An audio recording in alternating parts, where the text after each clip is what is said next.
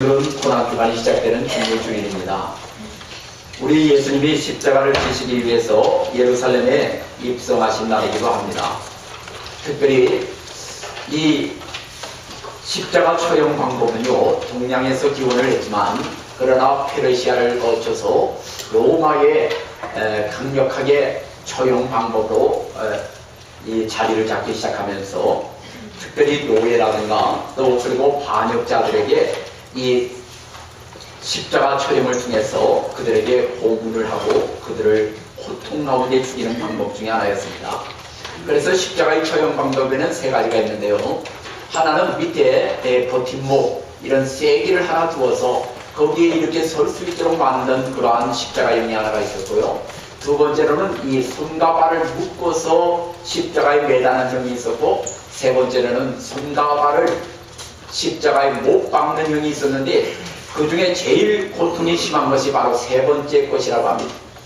이 세 번째 것은 그 못을 박은 그 사이로 살이 찢어지고 거기에 물과 피가 흐르기 때문에 결국 사람이 가장 잔인한 고통 가운데서 보통 십자가에 매달릴 때는 한 3일 정도를 가는데 이 못에 박히면 6시간을 넘기기가 어렵다고 합니다. 그래서 우리 예수님은 바로 이 십자가에 못을 박혀서 6시간 만에 운명을 하셨습니다. 가장 악랄한 방법으로 우리 예수님이 십자가의 고통 가운데 돌아가셨다는 거예요. 거기에다가 우리 예수님은 머리에 가시메루관까지 쓰시고요. 온 얼굴에 피범벅이 되고 손과 발에 굵은 못으로 박혀서요. 그 십자가의 그 고열이 흐르기까지 우리 주님은 얼마나 많은 고통을 당하셨는지 모릅니다. 얼마나 많이 고통이 다가왔든지 우리 예수님께서 엘리 엘리 라마 사박다니 나의 하나님 어찌하여 나를 버리셨습니까? 여러분, 너무너무 고통이 다가오면 주위의 사람을 부르면서 막 원망하는 시간까지도 간다고 해요. 그래서 우리 예수님께서도 나의 하나님 어찌하여 나를 버리셨습니까? 라고 그렇게 고백을 하시기도 하고, 내가 목마르다라고 말씀하시기도 하고, 이렇게 말씀하시면서 결국 우리 예수님은 탈진하여 죽음에 이르게 되셨는데 6시간 만에 운명을 하셨지요. 우리 예수님께서 이렇게 십자가에 달리시기까지 우리 주님의 그 마음의 상태는 어떠했을까? 이것이 오늘 우리가 고난주간을 맞이하면서 주님의 십자가에 동참하는 그러한 은혜의 산물이기도 합니다. 그래서 오늘 우리 주님은 세 가지를 통해서 그 십자가에 기꺼이 달려 돌아가셨는 걸로 우리가 생각을 해볼 수가 있는데, 첫째는 바로 우리 예수님은 내가 하나님의 미랄이 되어서 온전히 죽으면 많은 열매를 맺게 된다는 그 말씀을 기억하면서 기꺼이 내가 내 한 사람이 죽음으로 인해서 많은 영혼이 구원받는 이 하나님의 미랄이 되어지는 그러한 마음을 가졌다는 거예요. 이것을 우리는 가르쳐서 안드레 형이라고 얘기합니다. 그러면 안드레 형과 빌립 형이 있는데요, 사람의 생각 속에는 이 두 가지가 항상 교차하는데, 그러면 빌립 형은 뭐냐? 빌립 형은 항상 계산하는 거예요. 현재를 바라보면서 어떻게 할 것인가를 이렇게 구체적으로 그 계산해서 거기에 따라서 행동하는 것을 우리는 빌립 형이라고 하고요. 그리고 안드레 형은 작은 것을 드리지만 주님이 그 가운데 역사하셔서 인도하실 것을 바라보는 그러한 믿음의 형이라고 볼 수가 있습니다. 그래서 우리 예수님은 비록 내가 십자가에 죽어 운명을 하시지만 그러나 내가 죽음으로 인해서 많은 영혼이 구원받을 것이다 라는 것을 미리 믿음으로 바라보며 십자가에 달리셨다는 거예요. 마찬가지로 오늘 우리도 이러한 안드레 형이 되어야 돼요. 예수님께서 그 베세다 강야에서 말씀을 증거하실 때 한 5,000명이나 되는 사람들이 와서 말씀을 듣고, 그런데 이 사람들이 떠날 줄을 모르고 그 말씀에 완전히 사로잡혀서 그렇게 앞에 그 말씀을 받는 그들을 향해서 이들에게 뭔가 먹을 것을 줘야 되지 않겠느냐. 그래서 빌립에게, 빌립아, 이 사람들에게 네가 먹을 것을 좀 주라. 예수님, 이 사람들에게 먹을 것을 주려고 하면 200데나리온의 떡이라도 부족하겠나이다 라고 얘기합니다. 그럴 때 안드레가 즉각 가서 그 물고기 2마리와 떡 5개의 도시락 하나를 가지고 예수님 앞에 올려드리는 거예요. 바로 이 도시락 하나, 사람 하나 먹을 수밖에 없는 적은 것이지만 주님 앞에 드리면 주님께서 역사하신다라는 그러한 큰 믿음의 사람이 안드레였다는 거예요. 그래서 안드레의 전도 방법을 보게 되면 자기 형님 베드로에게 와 오라, 그 다음은 주님이 하신다 이 말이에요. 그래서 일단 주님 앞에 와 오면 주님께서 인도하신다라는 그런 사고를 가졌던 사람이 안드레예요. 오늘 우리도 십자가에 동참하는 자가 되기를 원한다면, 십자가의 능력을 회복하기를 원한다면 오늘 안드레 형의 사고를 가지시기를 주의 이름으로 축원합니다. 이런 생각을 가지셔야 돼요. 비록 내가 하는 것 아무것도 아니지만 주님 앞에 드려지면 주님께서 이것을 통해서 엄청나게 역사하신다라는 그런 믿음을 가질 때 역사가 일어나지, 빌립형처럼 이리저리 계산하다가 이건 이래서 안 되고 저건 저래서 안 되고 그건 그래서 안 되고 이렇게 나아가다 보면 하나로 되어지는 것이 없이 제자리에 뱅뱅 맴돌기만 한다는 거예요. 그래서 오늘 여러분 우리가 십자가의 능력을 체험하기 위해서는 우리 예수님처럼 내가 하나님 미랄이 되어서 십자가에 죽으면 나를 믿는 모든 자들이 구원받는다라는 이 엄청난 믿음의 그 사고를 가지셨기 때문에 십자가에 달려 돌아가실 수가 있었다는 거예요. 또한 우리 예수님이 이 십자가를 지시기까지는 바로 항상 내 입장보다는 상대방의 입장을 생각했다는 거예요. 그래서 우리 예수님은 33세로 세상을 떠나셨어요. 정말 여러분 너무너무 안타깝잖아요. 그것도 그럼 일찍 시작하셨느냐? 30세에 시작을 하셔서 3년밖에 사역을 못 하셨어요. 자기 입장으로 볼 때는 전혀 지금 죽으면 안 돼요. 그런데 바로 나를 통해서 구원받을 수많은 영혼들을 바라볼 때 우리 예수님은 십자가에 기꺼이 죽으신 거예요. 죄인들이 고통당하는 그 고통을 대신 짊어지고 십자가에 죽으신 거예요. 그래서 오늘 여러분 우리도 이 주님의 십자가에 동참하기를 원한다면 먼저 내 입장보다는 주님의 입장, 내 입장보다는 다른 형제자매의 입장에 서서 한번 생각을 해보셔야 해요. 이렇게 상대방의 입장에 서서 나아갈 때 우리는 비로소 십자가의 능력 가운데 들어가게 되어지는 것입니다. 또한 우리 예수님은요, 오직 하나님께로부터 받은 은혜만 생각했기 때문에 십자가를 질 수가 있었어요. 여러분, 만약에 주님이 그 은혜를 생각지 아니했다면 하나님, 지금 나를 따르는 제자들 12명이 아직도 분별하지 못하고, 그리고 지금 저 수많은 사람들이 나를 닮아가고 있지 않습니까? 그런데 내가 어떻게 죽어갈 수가 있습니까? 내가 십자가에 매달릴 때 저 사람들은 얼마나 실망하며 내 12명의 제자들은 얼마나 실망하겠습니까? 이렇게 여러분 정말 내 자신의 어떤 것을 생각하고 하나님의 은혜를 생각지 않았다라고 한다면 아마 우리 예수님은 십자가를 질 수가 없었을 것입니다. 그렇지만 바로 하나님께로부터 받은 은혜의 그 놀라운 사랑을 생각할 때 십자가를 칠 수밖에 없었다라는 것이에요. 그러므로 오늘 여러분 이제 우리는 하나님께로부터 받은 은혜를 생각하시고 누군가가 내게 베풀어준 은혜를 생각하면 여러분 정말 오늘 우리는 십자가의 은혜에 동참할 수가 있는 거예요. 그리고 또한 여러분 상대방의 입장에 서서 먼저 바라보고 주님의 입장에 서서 한 번 더 바라보고 그리고 여러분 안드레 형의 믿음으로 바라볼 때 오늘 우리는 이 십자가의 능력의 자리에 들어갈 수가 있게 될 것입니다. 그렇다면 오늘 여러분 이 십자가의 능력이란 무엇이냐? 그것은 바로 저주의 고통을 축복의 통로로 만들어주신 능력입니다. 여러분 예수님이 십자가에 달려 돌아가시기 전까지만 해도 십자가는 저주의 상징이었어요. 십자가에 달린 사람들을 바라보면서 저 사람은 어떤 죄를 지었기에 저렇게 십자가에서 초절하게 죽어간가.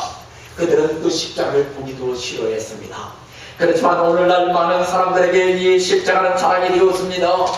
이 십자가를 자랑하기 위해서 사람들은 목걸이를 메고 귀걸이를 달고 그 십자가를 자랑하기에 여념이 없어요. 특별히 연예인들을 보면요, 요새는 목걸이, 십자가 목걸이를 달고 나오는 사람이 많아요. 왜 그럴까요, 여러분? 바로 십자가만이 우리의 진정한 자랑이요 능력이기 때문에 그렇죠. 우리 주님이 여러분 바로 저주의 십자가를 축복의 통로의 십자가로 바꿔 놓으셨다는 거예요. 사실 여러분, 우리가 이 세상을 살아가면서 고통을 많이 당합니다. 어떤 사람은 질병의 고통을 당하고요, 어떤 사람은 물질의 고통을 당하고요, 어떤 사람은 또 사람으로 인한 인간관계에 대한 고통을 당하고요, 또 어떤 사람은요 자녀로 인해서 고통을 당하는 경우가 참 많이 있어요. 그렇지만 여러분, 오늘 우리가 이 십자가의 고통을 통해서 주님이 그 모든 고통을 십자가에서 다 짊어지시고 이제 수고하고 무거운 짐진 자들아 다 내게로 오라, 내가 너희를 쉬게 하리라. 우리 주님께서 그 고통을 다 대신하시고 이제 우리로 하여금 이 땅에서 고통 가운데 헤매지 말고 주님이 주시는 평강과 기쁨의 자리로 나아가서 하나님이 주시는 그 영광의 자리에 그 축복의 현장에서 함께 기뻐하며 나아가도록 우리 주님이 대신 십자가에 지신 고통이었다 이 말이에요. 그래서 여러분, 오늘 우리는 주님의 십자가를 생각하면서 이제 더 이상 고통의 자리에 머무시면 안 돼요. 내가 고통을 당해서 힘들어하면 주님은 너무너무 마음 아파하세요.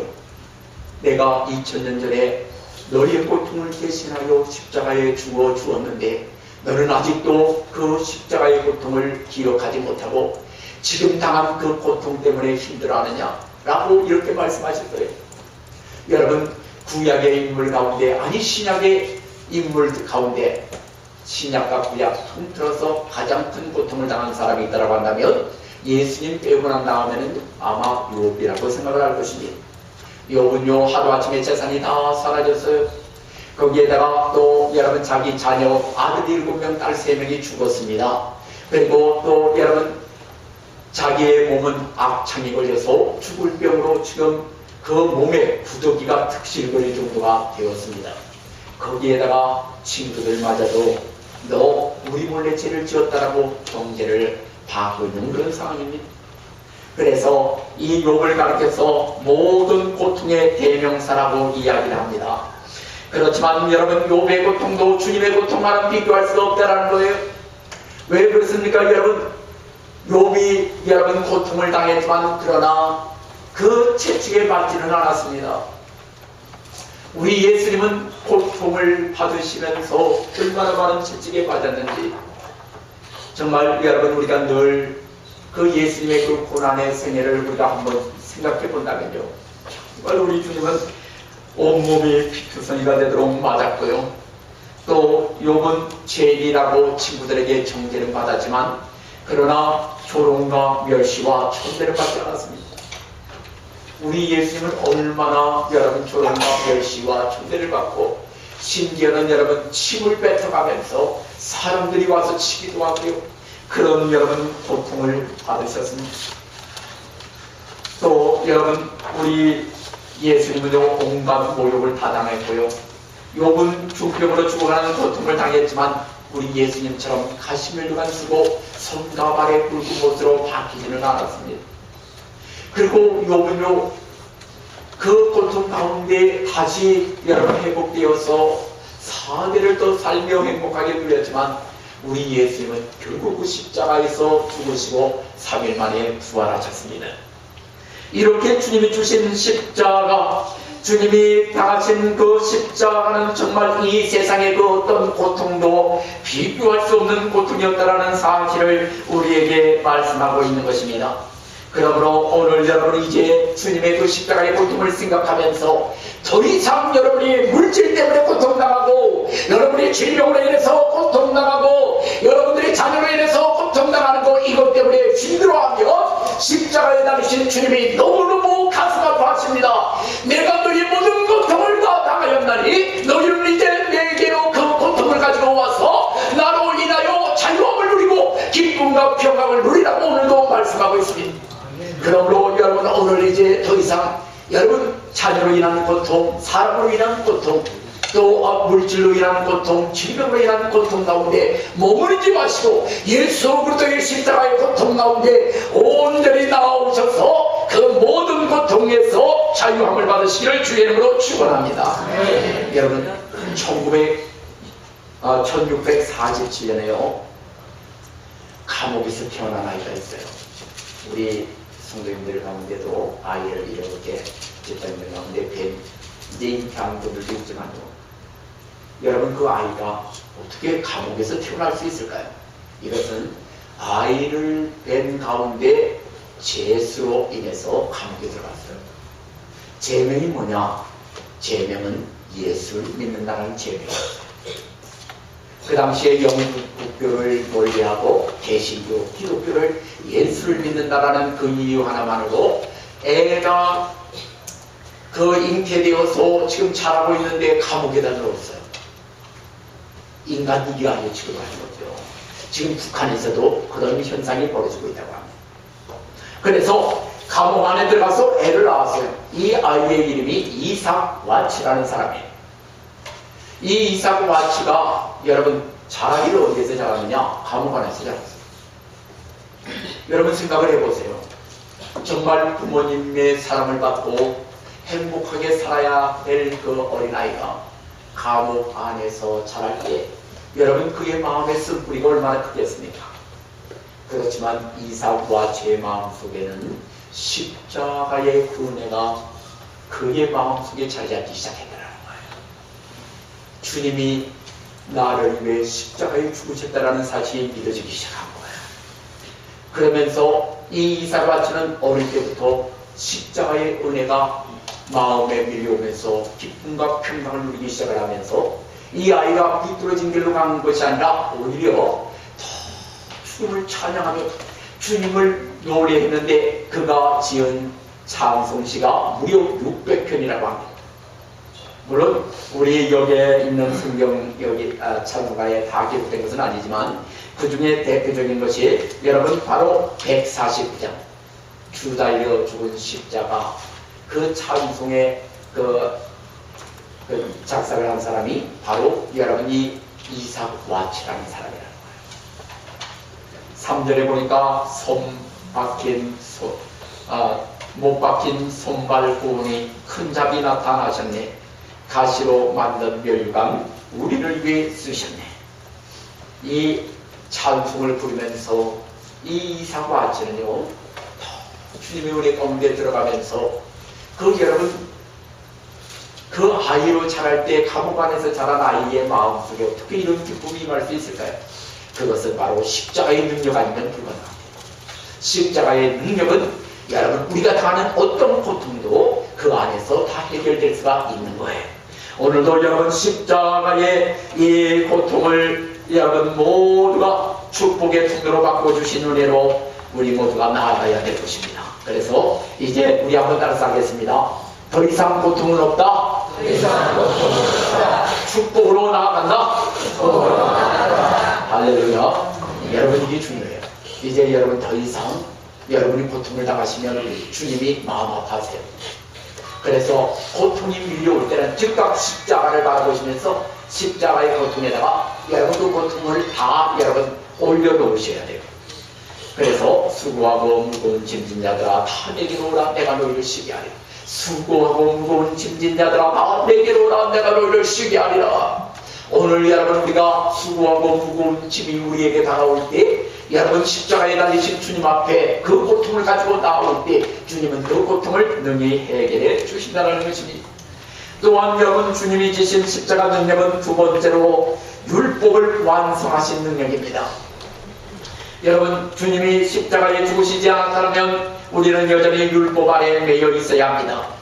그러나 이제 우리가 더 이상 율법 아래 매여 있지 않게 된 것은 주님이 율법을 완성하셨기 때문입니다. 율법은 우리의 죄를 날카롭게 지적합니다. 너 이런 죄를 지었으므로 너는 사망, 너는 지옥, 너는 이제 영원히 구제받을 수 없는 구의 불능의 인간이다 라고 이렇게 우리를 정죄하는 율법을 완성하여서 여러분 오늘 이제 너희는 하나님의 자녀라 라고 이렇게 선포하는 것이 바로 주님의 십자가의 능력이라는 것입니다.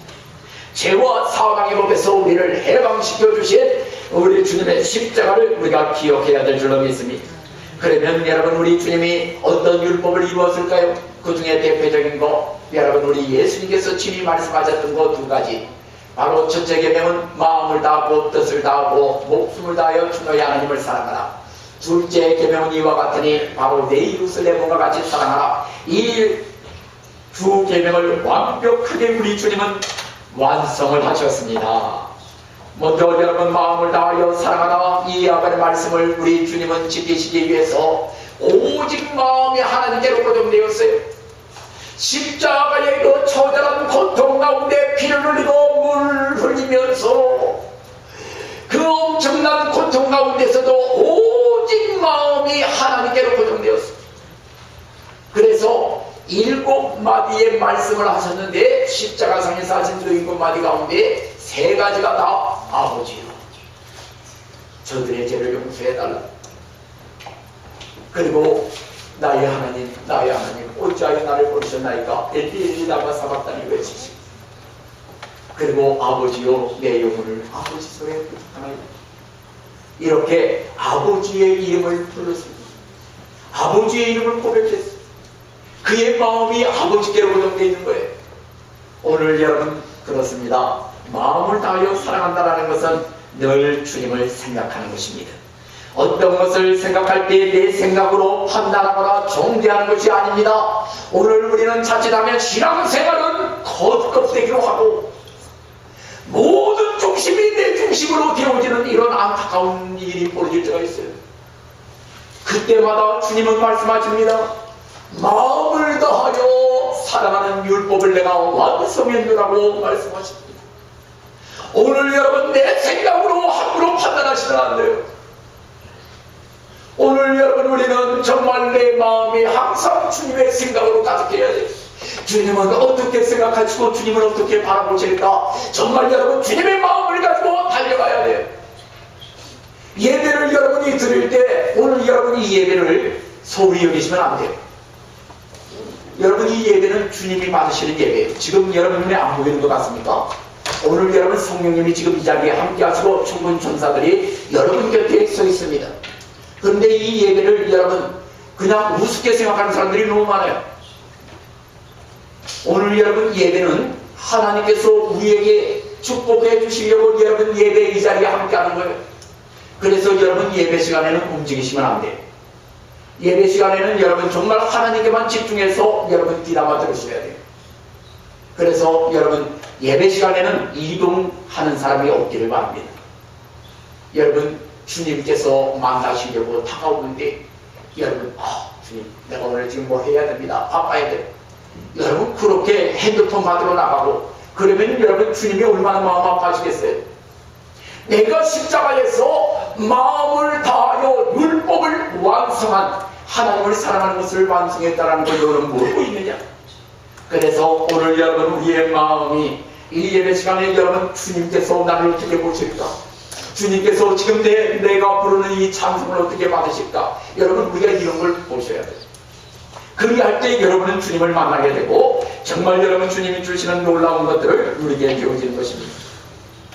또한 여러분, 우리 주님께서 두 번째 여러분 뜻을 다하여 사랑하라, 이 말은요, 우리가 잘 아는 것처럼 우리 주님은 좀 더 십자가를 지지 않고 살기를 원하셨어요. 그런데 하나님이 응답을 안 하셔요. 야, 너 지금 죽는 게 좋겠다. 그래서 내 뜻을 포기하고 아버지의 뜻대로 순종한 것이 십자가예요. 이것이 십자가의 능력이에요. 오늘 여러분, 이 십자가의 능력은 바로 내 뜻대로 하면 되어질 것 같이 보여도 안 돼요. 그렇지만 주님의 뜻대로 하면 주님이 되게 해 주신다는 거예요. 사람은 종종 이렇게 얘기합니다.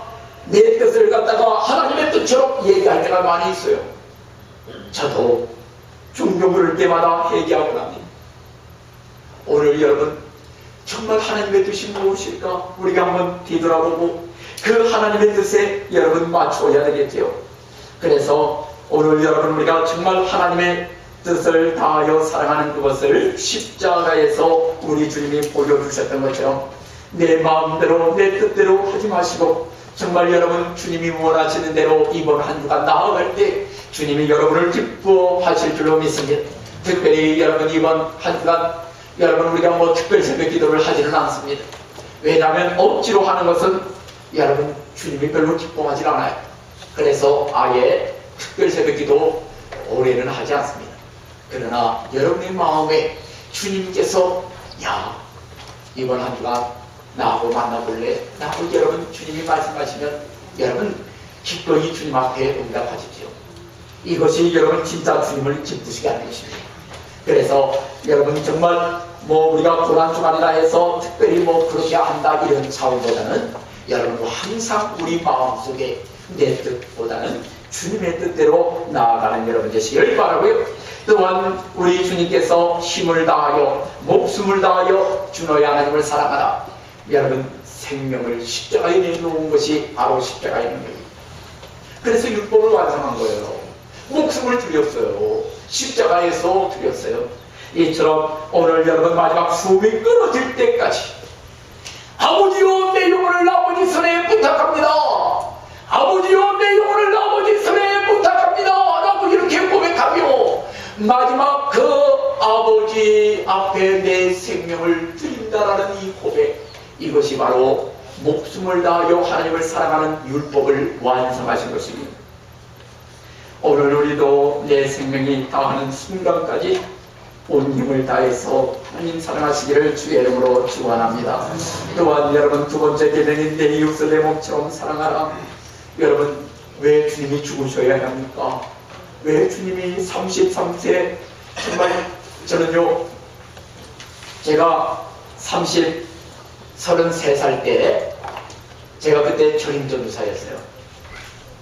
33살 때 내가 예수님처럼 지금 죽는다면 한번 그런 생각을 해봤어요. 오늘 여기에 33살 되신 분이 있는가 모르겠는데요.